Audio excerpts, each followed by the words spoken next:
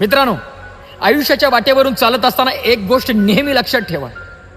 आयुष्य जर आनंदानं जगायचं असेल, मोठी स्वप्न पाहायची असतील आणि ती पूर्ण करायची असतील, तर पैसा कमवणं फार महत्वाचं आहे.